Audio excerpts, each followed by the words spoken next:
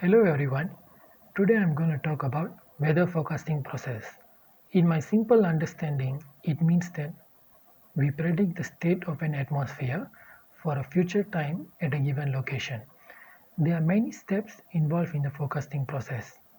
Let's start off with data collection. To forecast weather data must be collected from the Earth's surface and atmosphere.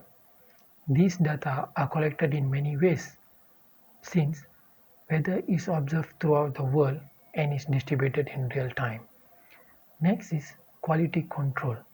It is the manual intervention to detect, remove or correct the errors in the observed data. The next step will be the data assimilation, where it is widely known as a combination of meteorological variables such as temperature, atmospheric pressure, etc. in order to initialize numerical weather forecast. Okay.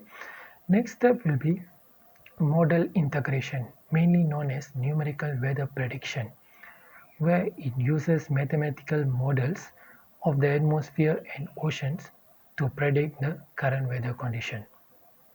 Okay. Next is statistical post-processing of model forecast.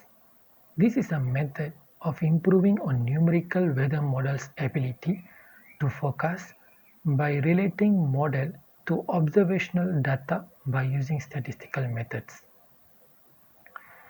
Next, let's see the human's role, such as evaluating the model input, making adjustments if needed, and considering the features the model can handle, communicating to the public, and many more. Okay, the last step will be product and graphics generation. Some products are completely objective and automated, while some depend on human intervention. Okay, that's all from me. Thank you. And also, I have attached a video along with this presentation to enhance your understanding.